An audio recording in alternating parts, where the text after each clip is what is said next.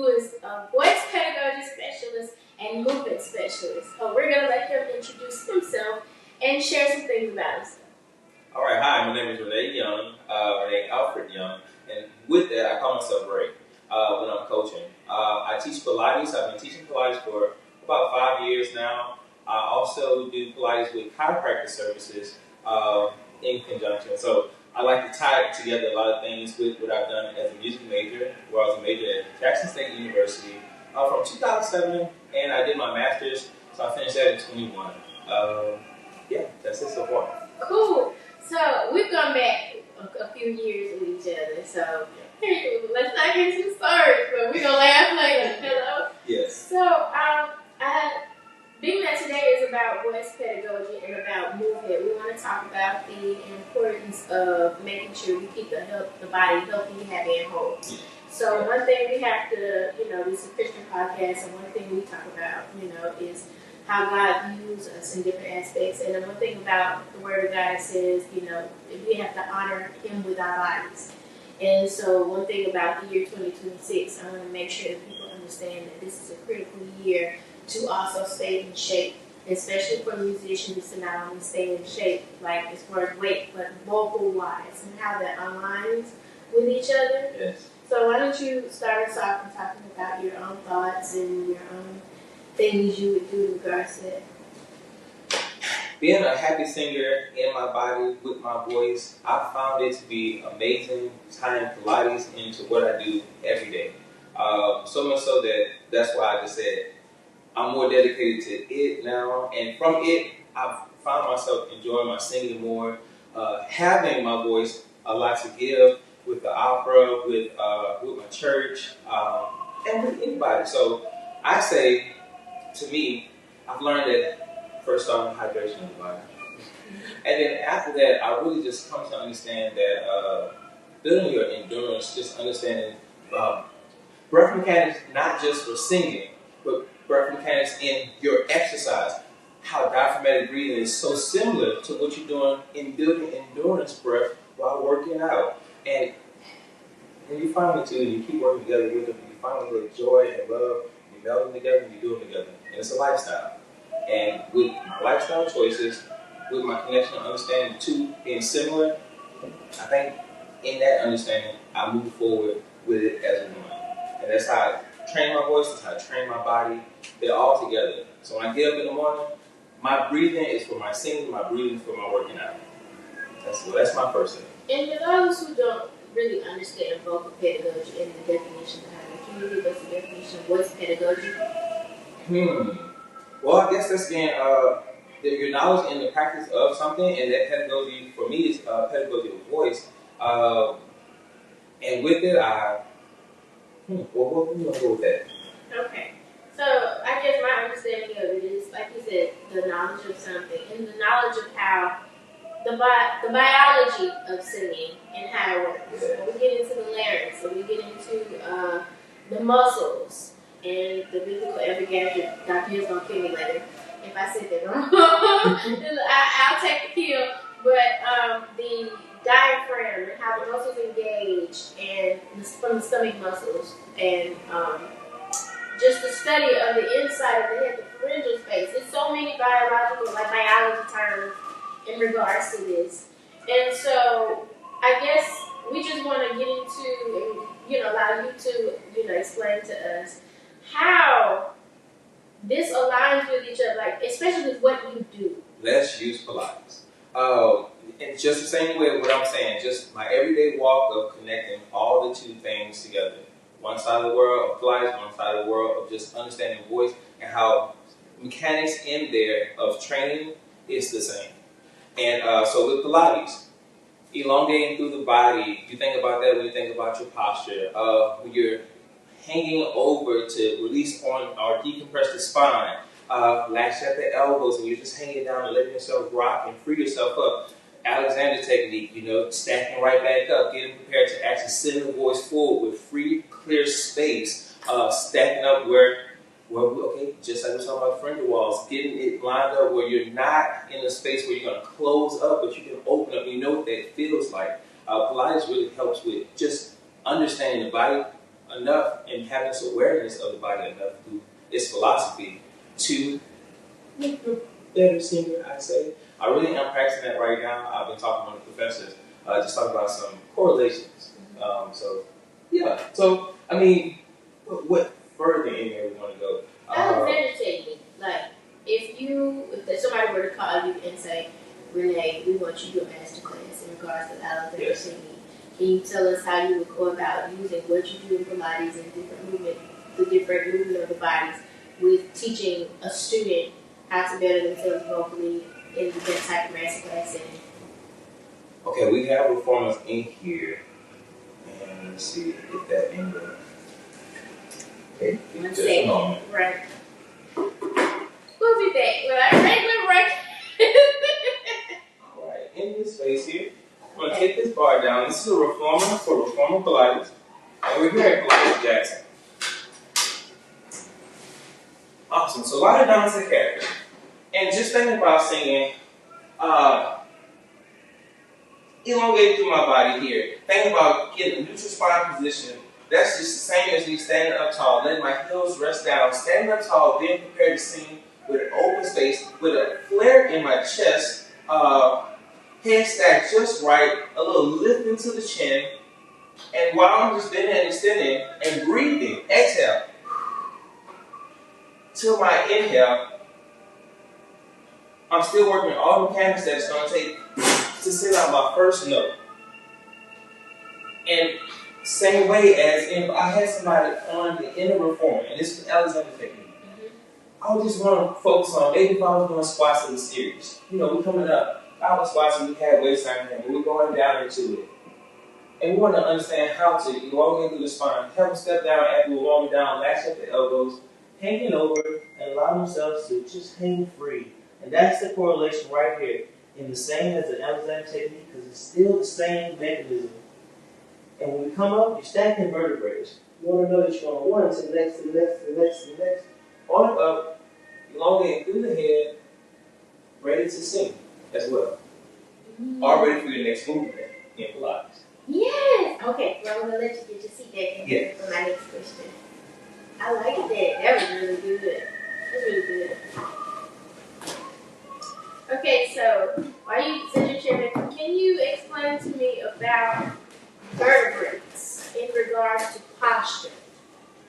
Well, what are vertebrates?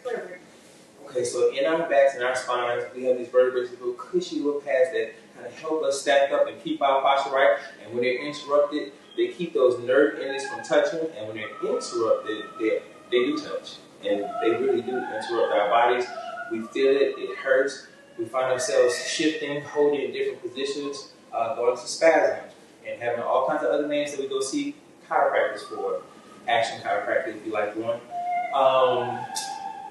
So with that, you stack those up correctly, you elongate them, you work them out, you keep them hydrated, you keep them right and doing right for you, then you always have the best balancing of your spine to sit yourself up just right. And that's what you need for it. Those vertebrae are important. And to know when you're rounding through the spine and when you're coming up stacking each one of them to elongate through the spine and open up through the chest is very important to know.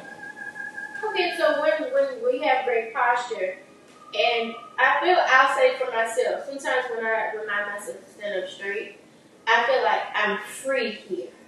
And then I'm free to really expand here. Yes. Can you talk to us about, like young singers, about that freedom to be able to expand with great posture and straight back of your muscles, like freedom? And let's just think about, I'm speaking from a male aspect, because I know my body. But I also see in the ladies' body when the girls are lifted and expanded for breath, especially for sopranos, really good placement, for singing and holding beautiful notes. But for me, in myself, I sing more lyric baritone. That same lift for me and diaphragmatic connection, flare in my rib cage is important for just keeping myself from losing my placement in my nose, losing my placement in my breath control, where you find yourself then not supporting at the core, but getting robbed and having to work through just in your neck and your throat. Am I answering that a little more correctly? Mm-hmm. Okay, so, okay, well, take it from there. So, what are the things that you are most passionate about that you wish you knew as a young singer, and things you would share with young singers that if you, like I said, back to the master class, if you would have to share on a master class, or if you started even doing your own videos in regards to voice pedagogy and movement, like what would be the number one or top three focus points? I didn't know how important hydration was, and I didn't know what it meant to be hydrated, and what that is for a singer, what it is for the voice. And you take it for granted. You take it for granted. You take it for granted what it is to put a little sugar into your body, and you don't think it's robbing you. And you hear a teacher saying, "Don't have that sugar before the performance." And you just don't think about it, because as a kid, I didn't know that that's a type of supplement that is robbing you of your hydration, and that's robbing you of your hydration in your voice as well. I didn't understand the importance of breathing. I didn't understand the importance of breathing. And as a kid, I would tell you, don't be so self-conscious about how you're built. Let's talk about that for a moment. Mm-hmm. How you are built. Let's not be so self-conscious on what I look like, so that I need to put on a certain type of look or stance that's also robbing me of my breath. I don't want to let my stomach out because I feel like everybody's looking at my belly. Well, I went through that. So taking that time to just keep it in and stand up tall, every time it's time to sing, you don't have what you need to give, and you're robbing it, you're using your throat, and everybody hears it. And you don't know how to change it because you're so afraid to change one thing. Just taking the time to breathe and loving your body, so that you can do right for yourself, for your voice, so you can love your voice. So breathing is so important.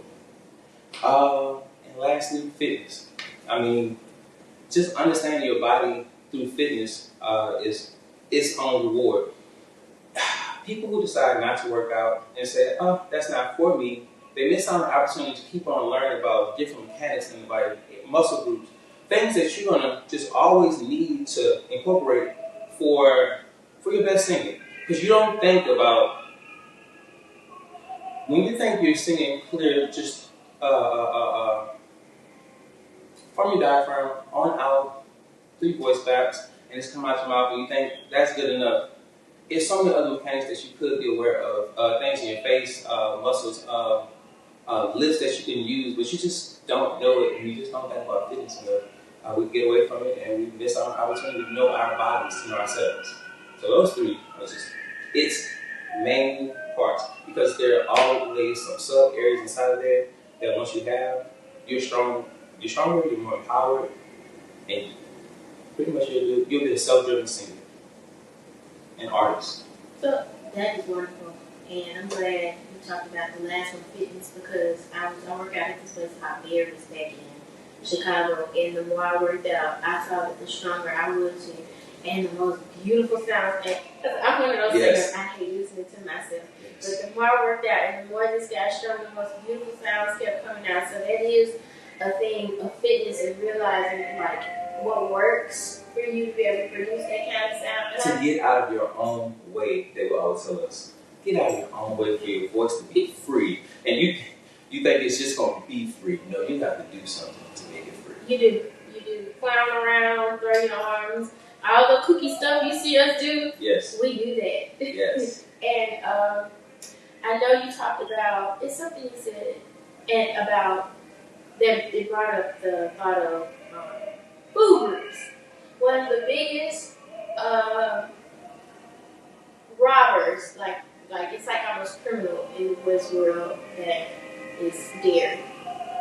And so, can you talk to us about how we could align, the food with the voice and how that works? Because I know dairy, they hit us about dairy, they hit us about caffeine, they hit us about alcohol, drying out, things like this. So how does that align with all of that as well?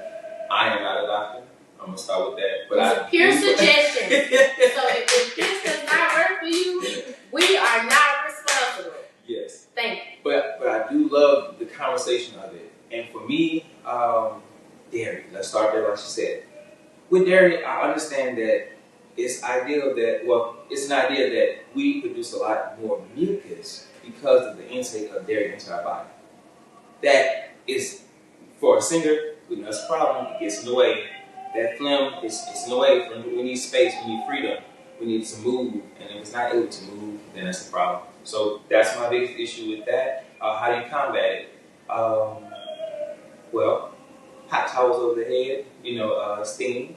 You also think about hydration. But again, what is hydration? So this brings to that conversation. And having warm water with a lemon. I don't always suggest a lemon. I prefer a lime. Because it's a little more alkaline to the body, less harsh, but lemon does the trick too, and it's good for different things in digestion. So, hey, if that's the thing, you keep that in mind because you don't want that in the way either. If you're not feeling good here, all in the way of trying to inhale, exhale, breathe, have freedom. You need freedom to get out of your way, to let the voice be free. And that's my two. So mucus, that's my one with the mucus and getting out the system. Definitely, when I said about the warm water and hydration, be it warm water, cold water, adding something to your water is so important because hydration is more than just water. Water alone just passes through the body. You need some magnesiums. You need your potassium. You need to know that helps because it just helps. Those keep you regulated, and you're looking for regulation. I think opera is a very, very holistic field. Yes. We enjoy going the holistic route more than we do the pharmaceutical route because I know Dr. Hill talks to me about how some things can dry you out, even in medicines. Once again, these are suggestions. Do not go home and go to your pharmaceutical store and pick up something that you know will blow you up and have you in the ER. Yeah. Until you watch your Tylenol and things, it can dry you out the antihistamines, and I find some truth to that. But even then, you just need to know how it is to add moisture to the voice as well. And I treat kind of because sometimes you need the medicine you need. Because speaking of diuretics. Oh yeah. Blood pressure medicine, diuretics, and that's again sugars. Those things that just rob the water, rob the minerals from your body. And you talk about alcohol. Again, another one robs minerals. If you don't know how to replenish those things, like using L-theanine and just the same things, magnesium, potassium, all those are just replenishers. If you don't know that that's how you put back into the body what you take from the body, then be mindful of what you're doing. You want to eat that candy before the performance? Your teacher has some truth about why they tell you not to do it. Okay, they don't need you to sing that nice, beautiful note, and they want you to have it, and not have phlegm in the way of it because you ate a dairy sugar receipt. If you had to give us 4 to 5 holistic ways, just listen. If you want to go into explaining them, you can, but if you had to give us 3 to 4 or 4 to 5, however many you want to share, holistic ways of keeping the voice and the body healthy, what would they be? So we're going to go back to the warm water as well as, warm water with things like dandelion. They have the little tincture drops. Clove, especially if you're big on sugar and you just still fighting. I'm fighting it. You can use clove. It's a real good fighter of reducing sugar inside the body and blood. Well, again, magnesium, potassium, definitely knowing what it is to hydrate the body with or without warm water. Limes, lemons are our friends. And is that not food related? It's just all together. What I do? Stretching. Okay, make sure we understand how important stretching is holistically for the body. Motion is lotion. Movement. If you think you're gonna just allow yourself to just be in one place all the time and sit there and learn your music at the piano, you're robbing your body of your flexibility and mobility. You need that. So stretching. The Alexander technique, look into it, is so important because elongating that spine and having freedom within your vertebrae so that you're not running into issues later in life where you need a chiropractor. It's so important. So stretching. Hydration, stretching. And my same one's my same one. So it's going to be back to and working out fitness. Build your muscles up. You need those muscles, ladies especially. Okay? After 35, you are losing more muscle than anything. Because he said motion is lotion. Just like your skin is ashy, your joints ashy too. They crusty, they creaking. Yes, and those things, when you're trying to sing and you stacked up wrong, you can't place your foot down right, you are interrupting the freedom of the voice. Get out of the way so the voice can be free. That's my theme right now. So, and I think that's so important. It's just a real truth. And so I do everything I can. Everything that I do financially, I do to help my voice stay free and enjoy what I do as a start my artist. Top three T's. I know mine. Give me two of them. Okay, lime. Okay, so limes, the clove, the clove. Okay. Just give me two more. What? I'm not a person to deal with plastics, okay, if I don't have to. So maybe not the tea bag, so get you a little cage. They have little cages, metal cages, so find one of your choice. Sell them on Amazon, but just create your own type of little melodies of bombs with lemons, with dandelion, and elderberry. That's the other one I want to say. Yeah, because there's something going around these days and they say stuff about elderberry. Yes. And if you can get your zinc inside your body, that's always good. It reduces the amount of time you may have a cold within a season, and it helps always eat something with it, because it can interrupt your stomach. But that's a good one. So thank you for that, because people like me, we travel with everything, and then you have young artists out there who are saying, I'm waking up with scratch your throat, achy knees, and things like this. So I think all of this will really help them on their day to day. I want to get into you. Okay. So I want to get into Ray. René A. Yes. Ray. So tell us about why you got into operating music, why you got into music as a whole. Can you give us like a peek into your journey? Okay. I grew up in New Orleans. I'm from New Orleans, Louisiana. And as a kid, we didn't have music programs very strong in the city of New Orleans for our school district. So at my middle school, which was Peters and also called Israel Augustine, and we had little slogan names because we were an urban, underserved school, and we had an inspiring, not a teacher, but a musician, came from the community, could not see, blind, decided to come in and start working with a boys choir, and selected my brother, myself, and some other students within the school. Took us around different places, gave us exposure to sing and use our voices, and we'll get put out of class for a little while out of the day for resource time during PE. And he told me, he said, I think you should audition for it in our district. It's called New Orleans Center for Creative Arts, but it was an academy where they have a larger school for the high school that was available, and that's a top tier program. It's recognized in the United States as one of like top three. Was then, and probably still is. But I listened to them, I learned my song, and I auditioned.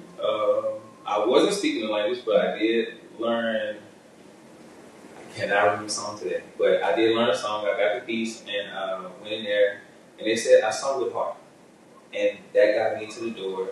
They wanted to work with me in the academy, and from the academy, I grew.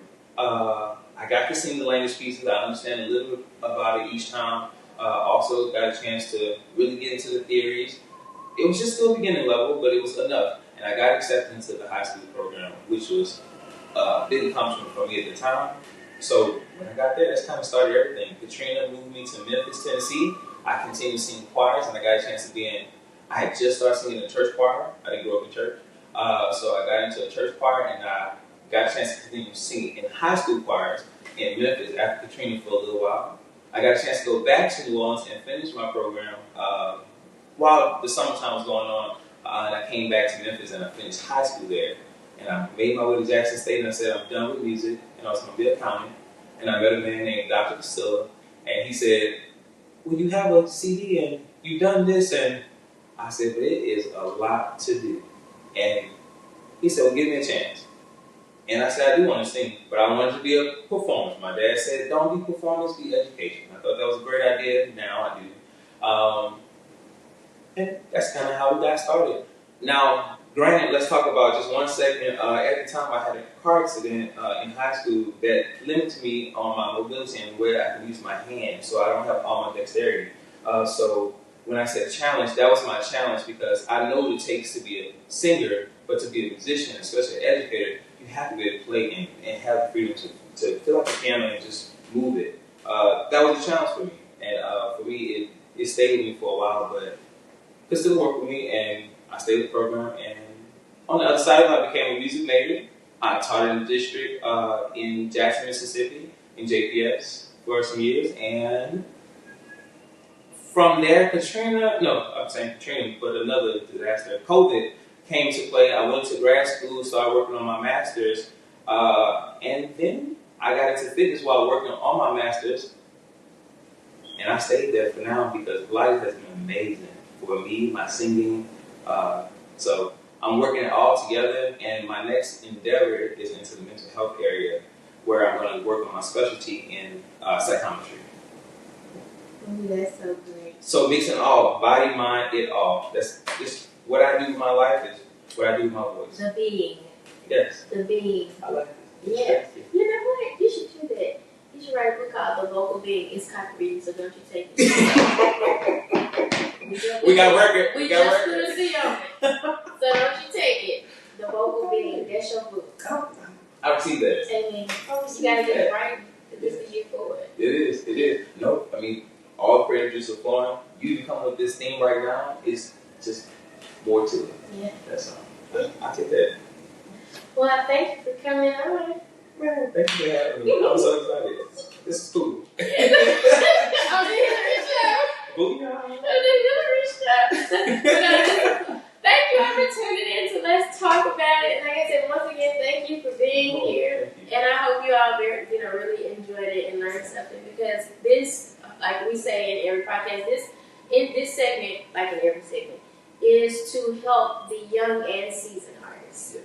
Because I created this based off of my own lack of knowledge with the different aspects of being a singer.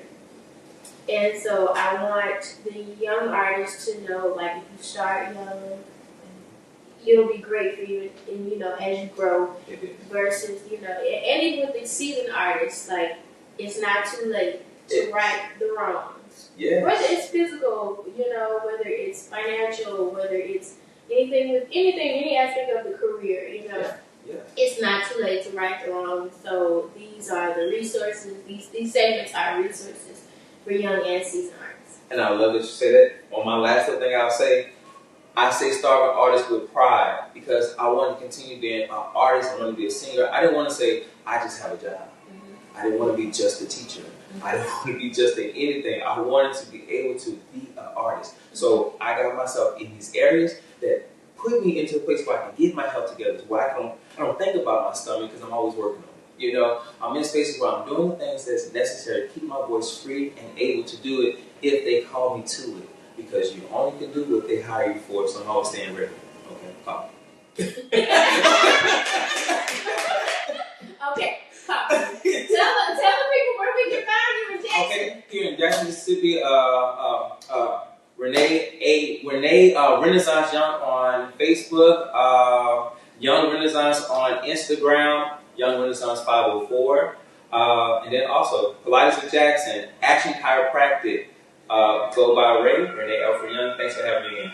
All right. Hi, I'm Hillary Watkins, and thank you for tuning in to Let's Talk About It. Please be sure to share this video, and if you've loved what you've seen, please leave us a comment and be sure to like and subscribe.